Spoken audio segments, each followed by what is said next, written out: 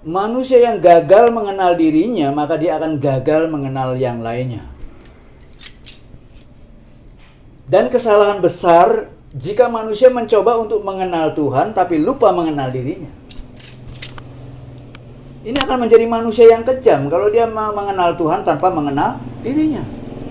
Karena anak tangganya itu harus mengenal diri dulu, baru mengenal Tuhan.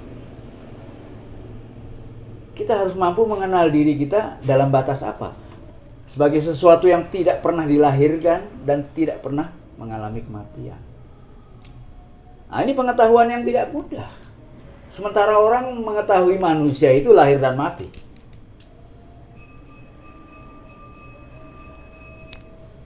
Oleh karena itu, orang yang gagal mengenal Tuhan, yaitu karena gagal mengenal dirinya sendiri.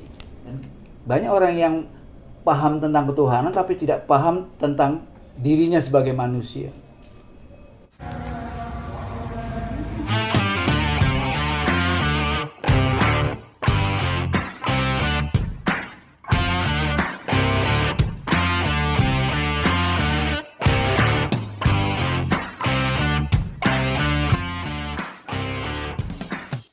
Salam satu hati, para tandapan di mana saja berada. Pertama-tama yang mengucapkan puji syukur dan berterima kasih sebesar-besarnya kepada Tuhan yang Maha Cinta atas seluruh kenikmatan yang senantiasa Engkau anugerahkan kepada kami semuanya. Dan kedua, yang ingin mengucapkan terima kasih kepada Niang Rosa Hamiza Aziha, Bunda Niang Rosa Hamiza, yang selalu memberikan semangat dan dukungannya kepada Hyang dalam mendampingi hidup Hyang. Salam cerdas selaras para tandapan di mana saja berada di alam semesta raya ini, baik penghuni yang ada di alam skala yang nampak di mata ragawi maupun para penghuni di alam niskala yang gaib yang tak nampak dalam pandangan mata fisika. Bertemu kembali dengan Hyang Weldo, pengelola channel khusus yang selalu mengangkat seluruh persoalan kehidupan manusia di dalam tataran dan di dalam kajian spiritualitas.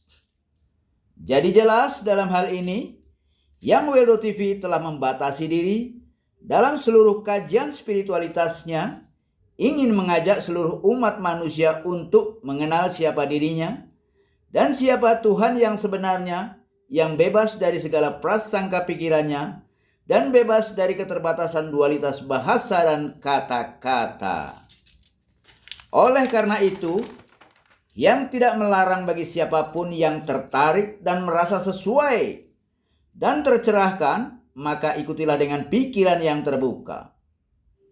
Dan sebaliknya, bagi yang tidak mampu menangkap kebenaran hakiki yang terkandung di dalam kajian dan pencerahan murninya, sebaiknya jangan memaksakan diri, sebab hal ini akan melahirkan kesalahpahaman dan kegaduhan yang akan membuat Anda semakin tersesat dalam keterbatasan pengetahuan dan pikiran Anda sendiri yang dangkal dan terbatas. Kecuali bagi Anda yang bersungguh-sungguh ingin mengetahui kemurnian sejatinya dirimu dan Tuhanmu yang sebenarnya. Segala puji bagi Tuhan, kali ini kita kedatangan tamu dari jauh, Bang Rian Permana dari Riau, Sumatera, Mas Ugi Sugiarto dan sahabatnya dari Jogja yang hadir di Padepokan pada malam ini, di Padepokan Seni Suci Tarian Esoterik. Dan dalam kesempatan yang baik ini, yang ingin mengatakan betapa pentingnya untuk mengenal diri kita yang sebenarnya. Dan itu lebih penting daripada berbicara tentang pentingnya agama Budi seperti yang banyak dibicarakan oleh berbagai channel. Kami ucapkan terima kasih sebesar-besarnya kepada semua para pecinta Hyang Weldo TV dan para tandapan di mana saja berada yang selalu senantiasa setia mengikuti, memberikan tanggapan dan mendukung setiap konten video pencerahan spiritual Hyang Weldo di channel khusus ini. Jangan lupa ya untuk subscribe bagi Anda yang belum melakukannya dan klik lonceng agar senantiasa mendapatkan pemberitahuan dari kami jika muncul konten-konten kami yang baru. Salam satu hati. Sekarang kita mulai dengan berbicara tentang apa yang sampean ketahui, apa perbedaan, apa sampean tahu perbedaan antara spiritualitas dengan agama. Bagaimana keterkaitan agama dengan spiritualitas? Adanya agama itu karena apa? Adanya spiritualitas karena apa? Ya, paling tidak seperti itu. Ya, paling tidak ya sejauh mana sampean bisa mengetahui agama dan spiritualitas dan apa keterkaitannya, itu saja. Monggo silakan.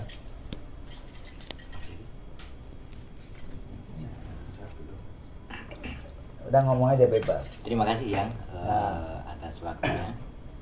Barangkali yang sampai detik ini, saat ini saya pahami bahwa agama sebagaimana yang kami atau saya peluk sampai detik ini adalah berisikan syariat-syariat atau pengantar-pengantar dalam memahami spiritualitas itu sendiri atau esensi dari isi ajaran agama itu sendiri. Nah, terkait dengan hubungannya, barangkali menurut yang saya pahami bahwa spiritualitas itu tuh semesta yang menjadi wadah dari agama. Jadi agama adalah bagian dari spiritualitas, atau dengan bahasa lain barangkali agama adalah pengantar untuk memahami spiritualitas itu sendiri. Namun yang perlu kami terima untuk dijelaskan adalah ketika memahami agama dengan syariat-syariat ataupun aturan-aturan yang ada, ini kan tentu ranah yang kita pakai adalah akal, pikiran, kemudian menggunakan bahasa untuk memahaminya. Nah, bagaimana ketika memahami realitas atau kenyataan yang sesungguhnya atau spiritualitas itu sendiri, alat atau sarananya itu apakah kemudian menggunakan hati kita untuk memahami itu semuanya, atau bagaimana, itu yang perlu kami mendapatkan pencerahan dari yang terima kasih. Oke. Jika kita mencoba untuk memberikan definisi yang tepat tentang apa itu agama dan apa itu spiritualitas dan bagaimana keterkaitannya, jika hal ini kita tanyakan pada setiap agama, pada setiap penganut agama, ya, pasti jawabannya akan berbeda-beda. Setiap agama pasti memiliki definisi yang berbeda tentang agama itu sendiri maupun tentang spiritualitas itu sendiri. Apakah kita perlu mendengarkan dari mereka tentang definisi apa itu agama dan spiritualitas? Sementara mereka belum tahu apa-apa tentang agama dan spiritualitas, bagaimana mungkin mereka bisa memberikan definisi yang tepat tentang apa itu agama dan apa itu spiritualitas? Ya. Oleh karena itu, yang menawarkan sesuatu bahwa yang layak memberikan definisi yang tepat tentang agama harusnya orang-orang yang sudah melampaui agama, bahkan orang-orang yang sudah melampaui spiritualitas. Apabila agama dan spiritualitas kita jadikan sebagai jalan, maka dalam hal ini kita sedang berbicara tentang apa saja, tentang agama dan spiritualitas itu, tapi dalam perspektif spiritualitas. Bagaimana agama dalam pandangan spiritualitas dan bagaimana agama dalam pandangan orang-orang yang beragama? Ya jelas berbeda. Oleh karena itu, bagi orang-orang yang masuk ke forum ini tanpa memahami perbedaan antara perspektif spiritualitas dengan perspektif orang-orang beragama, maka akan terjadi kesalahpahaman,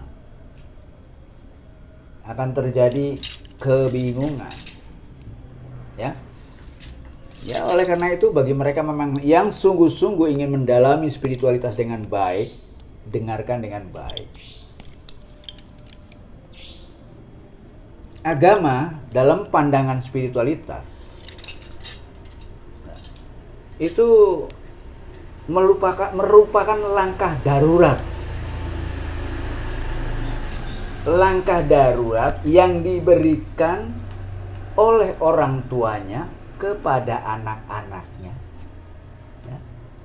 Atau katakanlah, agama adalah merupakan tuntunan awal, bimbingan yang pertama kali diterima oleh manusia di masa kanak-kanaknya, yang diberikan oleh orang dewasa yang ada di sekitarnya.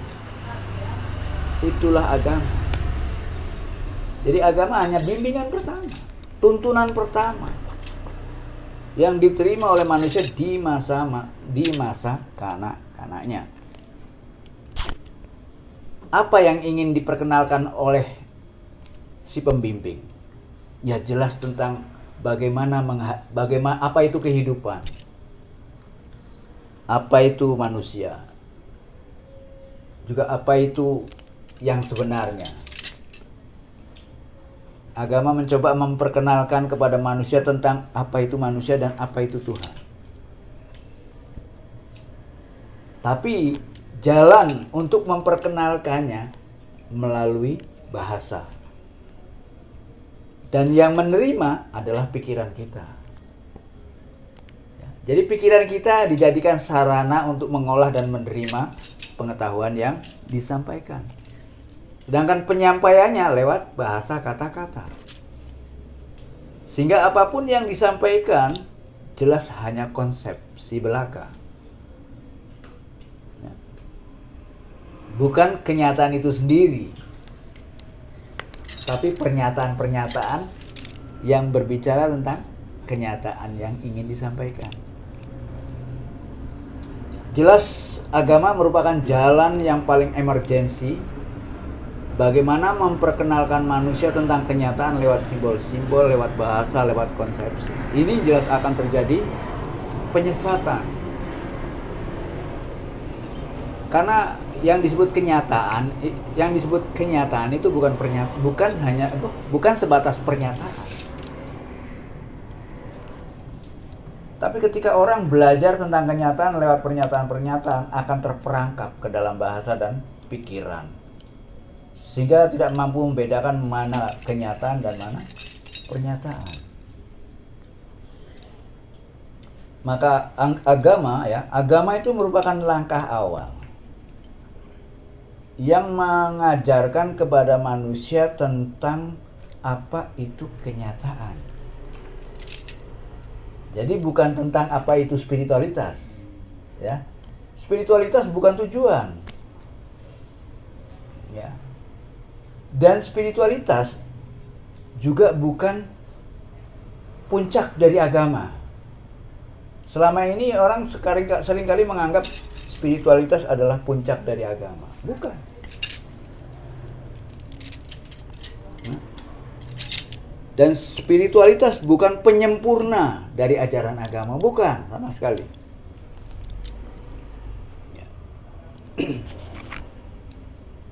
Adanya spiritualitas dikarenakan adanya agama.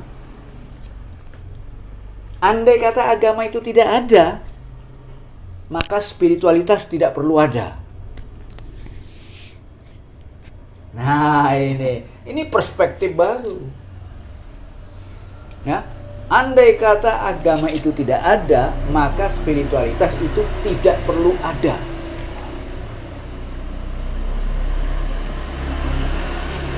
Adanya spiritualitas karena adanya agama.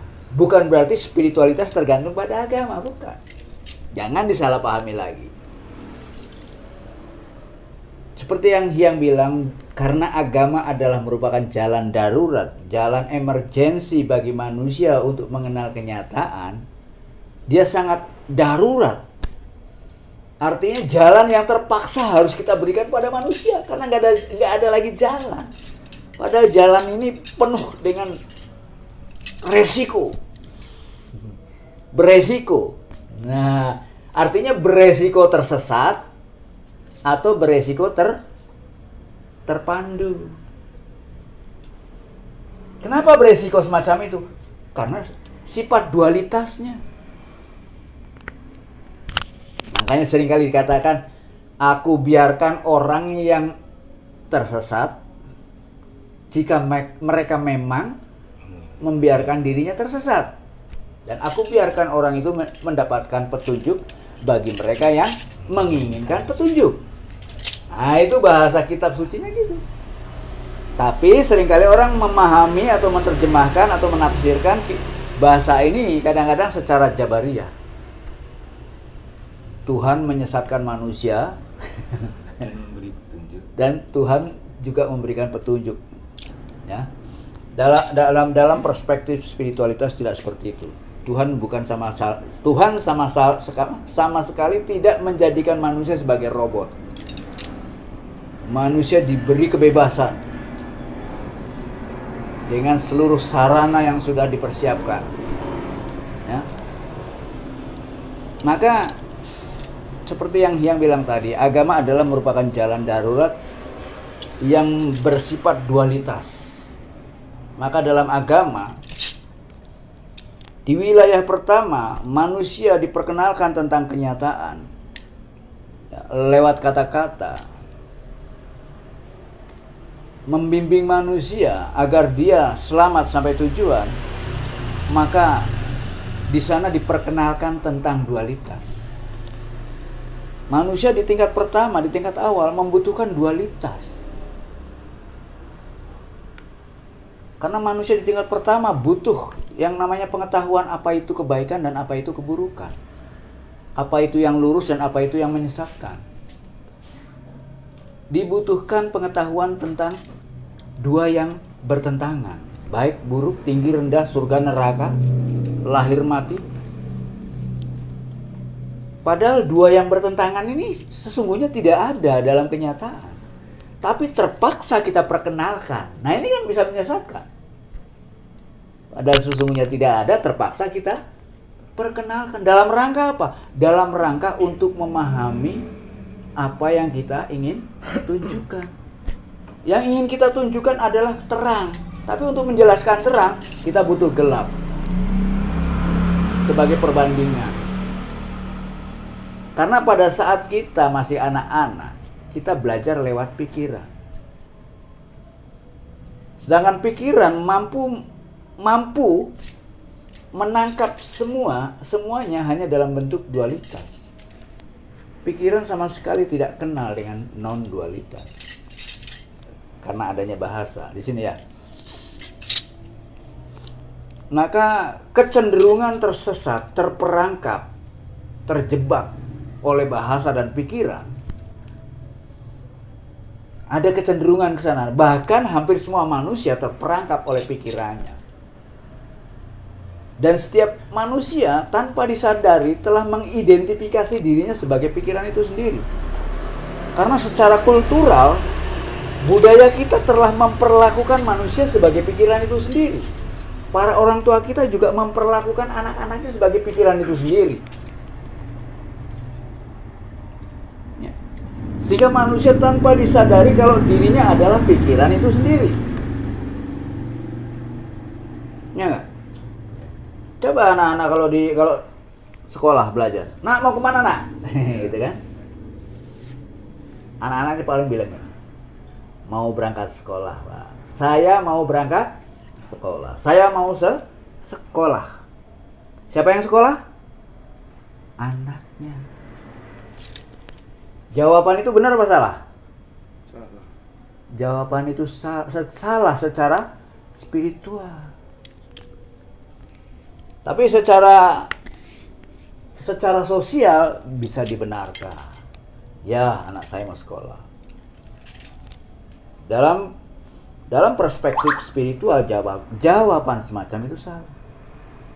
Tapi untuk sementara itu nggak apa-apa. Karena orang tuanya pun juga nggak tahu. Kalau orang tuanya tahu bagaimana mengajarkan anak-anaknya untuk menjawab yang benar, pasti anaknya akan menjawab. Mau kemana nak? Saya mau menyekolahkan pikiran saya. Jadi yang sekolah siapa? Pikirannya. Saya mau mengisi pikiran saya dengan pengetahuan-pengetahuan. Yang butuh pengetahuan siapa? Pikirannya. Ketika pikirannya ini lengkap dengan segala pengetahuan yang memadai, ini akan menjadi anak tangga. Akan menjadi anak tangga untuk mencapai kesadaran yang lebih tinggi. Ketika dia sadar sebagai pikiran, maka jika dia sudah mulai menguasai banyak pengetahuan, maka kesadarannya akan meningkat. Tidak lagi di wilayah pikiran, tapi lebih tinggi dari pikiran. Sehingga yang berproses dalam hal ini adalah kesadaran. Sehingga kesadaran itu berjenjang. Dari mulai tingkat anak-anak sudah ada kesadaran, sampai tingkat ketua ada kesadaran. Tapi kesadaran anak-anak dengan kesadaran dewasa berbeda. Karena pada saat kesadaran di tingkat anak-anak, sarana yang dipakai hanyalah tubuhnya. Seorang anak tidak paham apa-apa. Seorang bayi tidak paham apa-apa. Dia tidak tahu apa-apa. Dia hanya tahu kalau lapar nangis, kalau haus nangis. Begitu ada makanan yang disuapkan, diam. Itu bahasa tubuh. Ya. Bahasa tubuh. Dia makan untuk membesarkan tubuhnya, membesarkan otaknya. Ketika otak mengembang, maka panca indera mengembang, kemampuannya menjadi lebih baik, maka panca indera mulai mengenali. Lewat matanya, telinganya, hidungnya, perasaannya.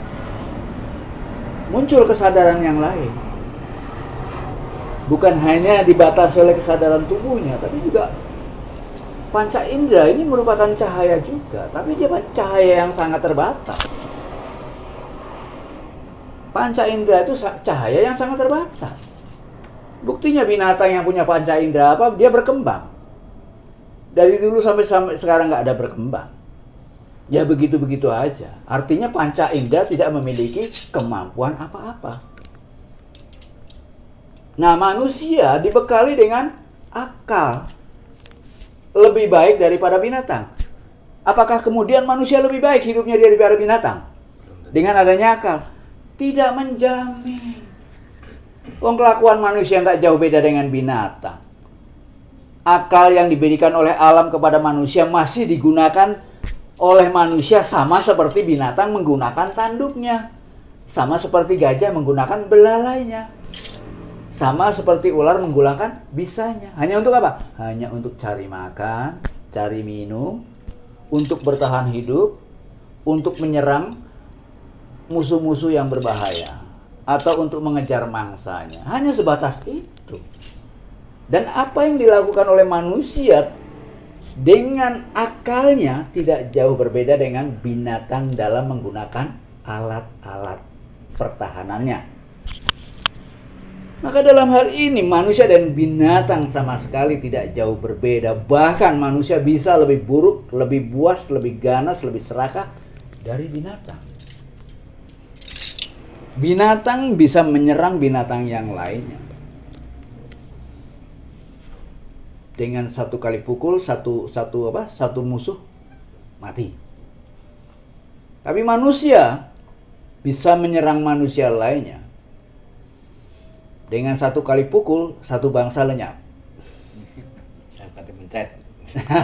Ya, lebih sadis nggak manusia? Iya. Lebih sadis. Binatang saling memangsa karena untuk bertahan hidup, agar tidak kelaparan. Manusia bisa saling memangsa antar manusia bukan karena bertahan hidup,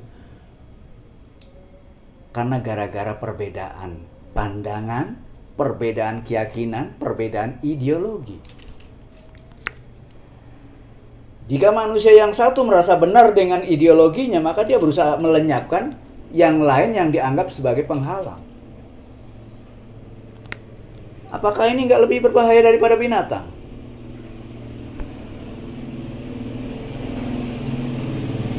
Terus di mana kemuliaan manusia?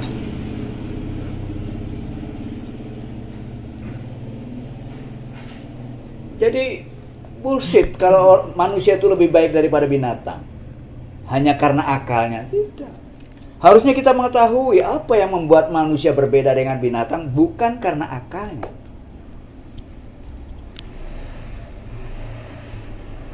Perbedaannya manusia dengan binatang adalah persoalan dalam pengetahuan. Yang membuat manusia lebih baik dari binatang adalah pengetahuan. Tapi yang membuat manusia lebih baik binatang bukan karena pengetahuan tertentu, bukan karena pengetahuan sebagaimana umum. Pengetahuan juga tidak menjamin bahwa orang yang berpengetahuan ini lebih baik dari yang lain. Tidak menjamin. Para pembunuh kelas berat itu pengetahuannya tidak sedikit.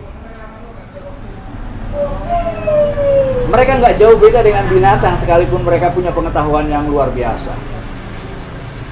Pengetahuan hanya semacam senjata bagi mereka untuk melenyapkan yang lainnya. Pengetahuan hanya merupakan senjata yang lebih hebat daripada senjata yang lain. Iya kan? Yang membuat manusia itu lebih baik dari yang lain adalah pengetahuan mengenal dirinya sendiri. Karena mengetahui dirinya sendiri adalah pengetahuan yang tidak bisa dimiliki oleh makhluk apapun kecuali manusia. Binatang menjadi binatang sampai kapanpun dia tidak akan mengenal dirinya sendiri. Nah, tapi neuroscience bisa menyebutnya binatang bisa kenal dirinya sendiri. Butuh belajar. Coba kasih kaca di depan kasih kaca itu di hutan. Apa binatang kenal dengan dirinya sendiri? Mungkin kaca itu ditabraknya. Tandanya dia nggak kenal dengan dirinya sendiri. Mungkin butuh belajar tahunan untuk mengetahui siapa dirinya, dan itu mungkin juga nggak bakal tahu. Ya? Tapi manusia dengan pikirannya adalah alat bagi kita untuk mengenal siapa diri kita. Ini pengetahuan yang paling ultimat. Manusia yang gagal mengenal dirinya, maka dia akan gagal mengenal yang lainnya. Dan kesalahan besar jika manusia mencoba untuk mengenal Tuhan tapi lupa mengenal dirinya. Ini akan menjadi manusia yang kejam kalau dia mengenal Tuhan tanpa mengenal dirinya. Karena anak tangganya itu harus mengenal diri dulu, baru mengenal Tuhan. Kita harus mampu mengenal diri kita dalam batas apa? Dalam seluruh keberadaan kita. Bukan hanya sebagai tubuh, bukan hanya sebagai jiwa, tapi sebagai sesuatu yang lebih tinggi, yang lebih abadi, lebih kekal. Sebagai sesuatu yang tidak pernah dilahirkan dan tidak pernah mengalami kematian. Nah, ini pengetahuan yang tidak mudah. Sementara orang mengetahui manusia itu lahir dan mati.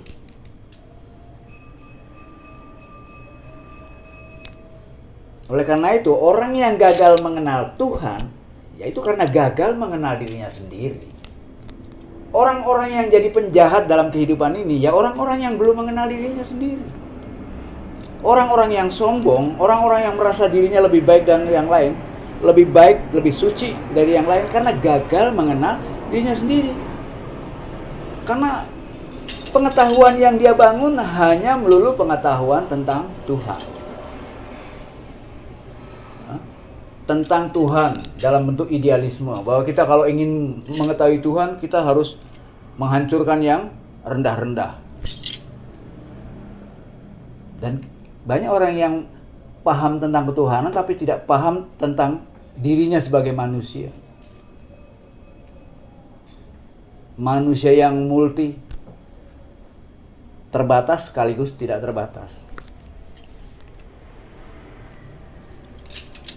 Maka mengenal diri adalah merupakan jalan untuk mengenal Tuhan dan mengenal lain. Bahkan mengenal diri itu akan terbentuk yang namanya budi pekerti. Lebih baik dari ajaran apapun. Ya. Mengenal diri sendiri merupakan awal mula kita mengenali apa yang disebut dengan budi pekerti. Jadi budi pekerti nggak perlu dengan ajaran apapun. Kalau kita sudah mengenal diri kita. Apa perlu ada ajaran budi pekerti? Nggak perlu. Kalau kita sudah kenal dengan diri kita, kita tahu bahwa kalau aku tidak senang dipukul, berarti kita jangan mukul orang lain. Kalau kita nggak suka dengan orang yang berlaku sombong, berarti kita jangan berlaku sombong. Hanya dengan mengenal diri sendiri. Dan setiap orang akan mengukur orang lain dengan bajunya sendiri. Setiap orang akan mengukur orang lain dengan kepribadiannya sendiri. Maka orang yang dangkal pemikirannya akan mengenal orang lain pun juga sedangkal yang dia ketahui tentang dirinya. Para pencuri, ketika dia mengundang temannya ke rumah, maka semua temannya dianggap pencuri semua itu. Lu iya. Kalau ukurnya dirinya. Lu iya. Barang-barangnya mungkin udah dikunci semua ini. Wah, temanku maling semua ini. Tapi orang yang berpikiran baik, orang-orang yang ilmu pengetahuan tentang dirinya tuh tinggi dan mendalam, mungkin dia akan menganggap semua orang sama dengan dirinya.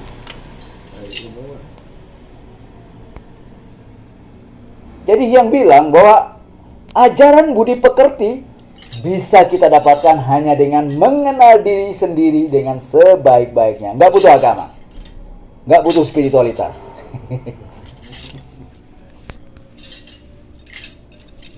Dan yang semacam ini tidak dikenal. Dan yang semacam ajaran yang semacam ini binatang tahu. Tapi binatang tahu hanya untuk satu kelompok komunitasnya saja. Tapi dalam komunitas pun mereka juga masih mementingkan diri mereka sendiri. Manusia lebih dari binatang, tapi kadang-kadang manusia kurang dari binatang. Lihat aja monyet. Kalau ibunya makan, anaknya nyerobot makanannya disingkirin dulu. Nah, ya kan? Kalau dia belum kenyang nggak dilepasin, sekalipun anaknya gini. Nah, begitu dia kenyang, nah nih, dia harus kenyang dulu. Binatang. Nah, cuma binatang itu begitu anaknya mulai dewasa, maka disingkirin semua. Ayo kamu cari makan sendiri-sendiri. Bedanya manusia, begitu anaknya mulai besar, tetap akan dianggap dan diperlakukan sebagai anaknya. Sekalipun anaknya punya kecerdasan lebih tinggi dari bapaknya, ya nggak apa-apa. Ya. Jadi seperti yang bilang tadi. Dengan adanya agama, maka dibutuhkan spiritualitas. Agama bukanlah jalan atau langkah pertama untuk mengenali spiritualitas. Bukan. Karena tujuan agama hanya mengajarkan pada manusia tentang langkah-langkah pertama yang harus dilakukan untuk menghadapi hidupnya di awal kehidupannya sebagai anak-anak. Maka pengetahuan yang pertama diterima oleh anak-anak hanya dogma. Dan hanya ditakut-takuti. Anak-anak itu butuh untuk ditakut-takuti. Oleh karena itu nggak salah kalau agama menggunakan metodologi menakut-nakuti. Karena yang namanya anak kita ini kalau nggak ditakut-takuti, dia akan terancam oleh berbagai macam bahaya. Tubuhnya yang lemah, pengetahuannya yang masih minim, pengalamannya masih minim, belum tahu apa-apa. Jelas dia terancam oleh berbagai macam bahaya. Maka perlu kita menakut-nakuti. Oleh karena itu, proses menakut-nakuti ini harus segera berakhir. Jangan diteruskan. Sampai kapan? Ya hanya di masa kanak-kanaknya saja. Begitu masuk remaja, sudah beda. Nah, di sini. Maka karena kehadiran agama itu sangat penting sekali dalam kehidupan manusia. Sangat penting.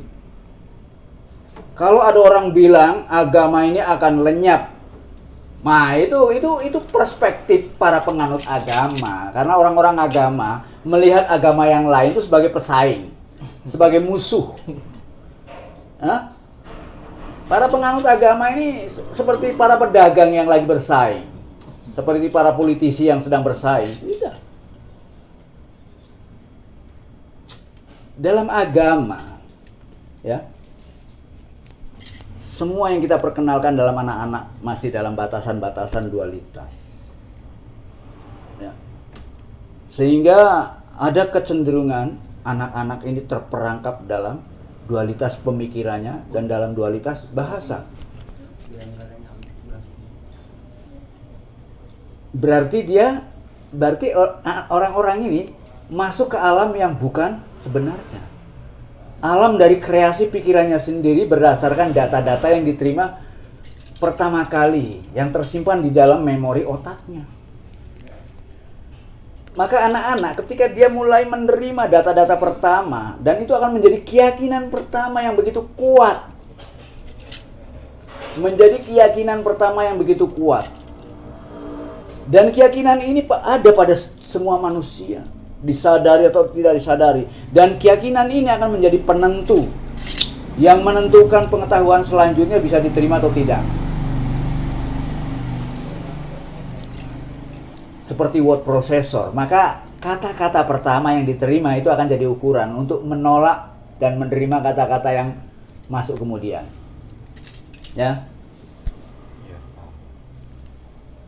Dan oleh karena itu dibutuhkan adanya spiritualitas. Spiritualitas bukan untuk menyempurnakan agama. Spiritualitas menjadi ada sebagai jalan kembali. Membebaskan manusia yang terperangkap oleh pikiran dan bahasa. Bagaimana mencapai kemerdekaan, melihat kenyataan apa adanya, tanpa konsep, tanpa prasangka, tanpa praduga. Apakah spiritualitas menyempurnakan? Tidak. Dia membebaskan manusia dari pengetahuan yang diperoleh dari otaknya, dari pikirannya. Karena pengetahuan yang kita peroleh lewat pemikiran, akal, dan itu akan jadi penghalang bagi kita untuk masuk ke dalam kehidupan yang sebenarnya, yang disebut dengan kenyataan. Jadi spiritualitas berfungsi hanya di sana, mengembalikan, jalan kembali kepada kemurniannya, kepada kesejatiannya, pada kenyataan yang sebenarnya. Karena ketika manusia memasuki agama, dia terpaksa menggunakan alat. Alat ini sangat beresiko. Alat ini bisa mengikat kita, bisa memerangkap kita, bisa membuat kita terpenjara. Maka dibutuhkan spiritualitas sebagai jalan untuk membebaskan manusia dari semua keterikatan. Maka spiritualitas adalah jalan kebebasan, jalan untuk mencapai moksa, jalan untuk mengenal dirinya sendiri yang sebenarnya. Itu spiritualitas. Maka dalam rangka untuk mengenal diri, untuk kembali sejati, harus ada proses sebelumnya, yaitu proses penghancuran terhadap semua konsep yang dia dapatkan pada saat dia masih kanak-kanak, masih remaja. Jadi semua konsep, semua keyakinan, semua pemahaman, apapun yang diproduk oleh pikiran kita harus kita hancurkan. Nah, proses penghancuran ini ada dan terjadi di saat kita dewasa. Di saat kita masuk ke jenjang dewasa. Pada waktu anak-anak kita tidak kenal yang namanya baik buruk. Maka perlu diperkenalkan baik dan buruk, tapi dalam bentuk konseptual. Anak-anak belum tahu yang namanya dipukul, belum tahu yang namanya. Tapi begitu dia memasuki remaja, dia mulai mengenal dunia lain. Mulai bersosialisasi, mulai berinteraksi dengan makhluk manusia lainnya. Pada saat anak-anak, ya, dia tak kenal, ya. Manakala dia masuk ke wilayah di sana, Di sana terjadi tabrakan. Selama ini ketika dia masih di rumah diajarkan oleh para orang tuanya dengan idealisme. Ya kan? Orang tua memberikan nilai-nilai, pendidikan tentang nilai-nilai, moral-moral tertentu pada anak-anaknya. Begitu dia keluar, dia berhadapan dengan macam-macam manusia dengan perilakunya yang berbeda. Terjadi tabrakan. Disinilah terjadi yang disebut masa transisi. Iya kan? Masa transisi. Oleh karena itu, sebelum anak-anak kita memasuki masa transisi ini, pada saat anak-anak adalah merupakan jenjang atau masa yang paling penting dalam kehidupan manusia. Makanya disebut jenjang ini sebagai golden age. Masa kanak-kanak adalah masa keemasan. Kenapa? Andai kata anak-anak manusia ini kita perumpamakan dengan tanaman, masa kanak-kanak adalah masa tanam. Masa remaja adalah masa bertumbuh. Masa dewasa adalah masa berkembang. Ya kan? Masa tua adalah masa berbuah. Maka masa tanam adalah hal yang sangat penting. Karena apa yang kita tanam di masa kanak-kanaknya akan menjadi buah di masa tuanya, menentukan masa depan. Tapi banyak manusia yang lalai, banyak orang tua yang lalai terhadap anak-anaknya di masa tanamnya. Itulah sebabnya kenapa agama menjadi penting, karena dia ditanamkan di masa kanak-kanak. Kalau di masa kanak-kanaknya kita lupa menanam, maka di masa pertumbuhannya kita nggak tahu apa yang tumbuh. Jagung apa kedelai? Ya, hah? Ya, Jelas ya. Ya nggak jelas. Sehingga para orang tua hanya berharap mudah-mudahan anak saya jadi orang baik. Nah, karena nggak jelas. Kalau masa tanamnya jelas, oh anak saya akan jadi seperti ini. Masa selanjutnya kita nggak perlu takut lagi. Kalau sudah kita tanam jagung, yang tumbuh akan jagung. Ya, buahnya pasti jagung. Kalau yang kita tanam durian, yang tumbuh pasti pohon durian dan buahnya pasti durian. Ada kepastian di sana. Nggak perlu lagi kerisauan. Yang namanya badai dalam kehidupan itu sudah pasti ada dan kita nggak perlu risau. Karena badai tidak akan merubah pohon. Ya, badai sama sekali tidak merubah tanaman kita. Kalau orang tua sudah jelas mampu menanamkan dan tahu apa yang ditanam pada anak-anak kita di masa kanak-kanak.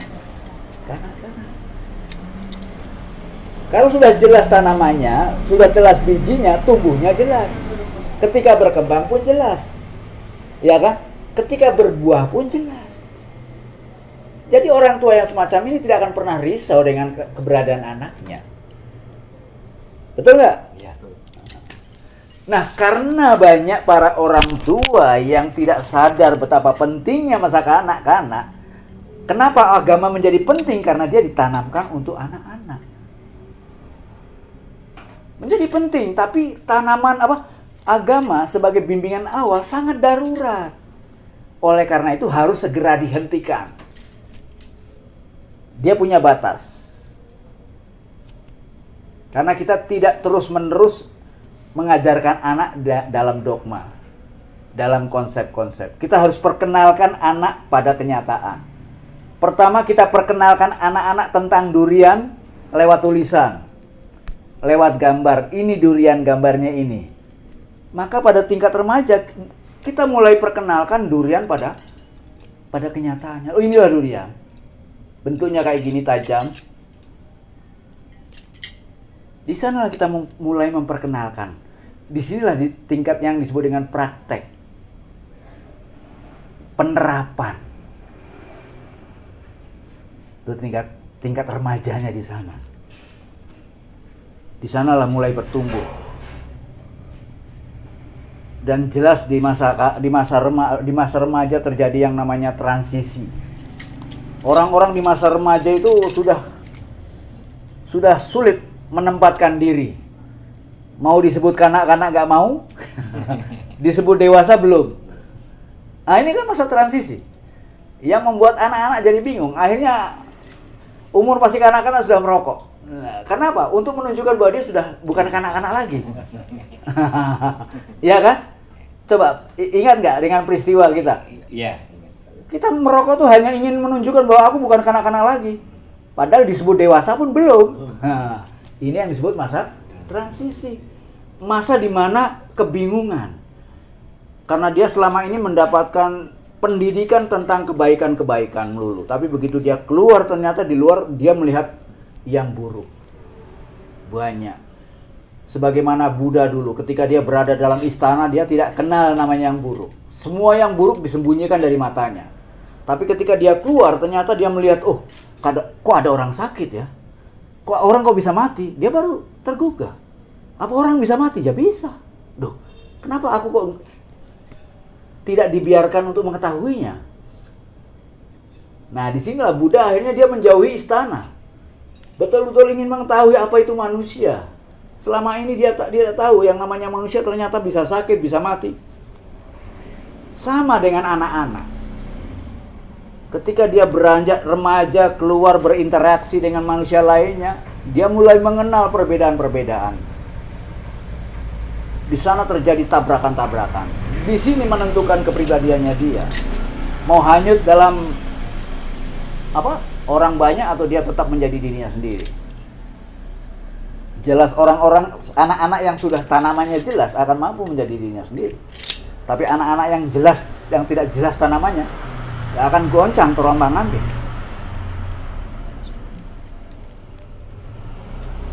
Nah, begitu masa dewasa, mulailah dia melihat. Karena ketika masa dewasa, manusia mulai membuktikan.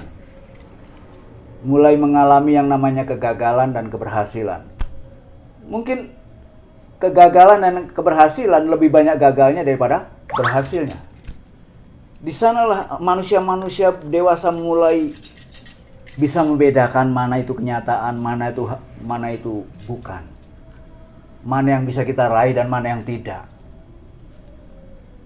Yang pada akhirnya membuat dia harus bisa membedakan mana kebahagiaan sementara dan mana kebahagiaan yang abadi. Ini yang akan mengantarkan manusia-manusia dewasa untuk masuk ke jenjang spiritualitas. Jenjang yang bebas dari semua dualitas. Selama manusia masih terikat oleh hal-hal yang bersifat dualitas, maka dia akan terus terombang-ambing. Dari baik ke buruk, dari tinggi ke rendah. Kita akan terombang-ambing dalam nilai-nilai dualitas yang tidak pernah ada dalam kenyataan. Dia hanya ada dalam pikiran semata. Maka dibutuhkan adanya jalan spiritualitas sebagai jalan kembali untuk mencapai kemurniannya.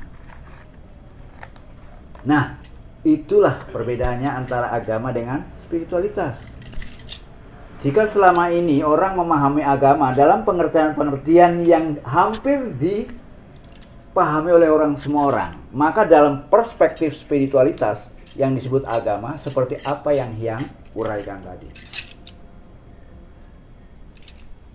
Itu gambaran singkat tentang apa bedanya agama dengan spiritualitas.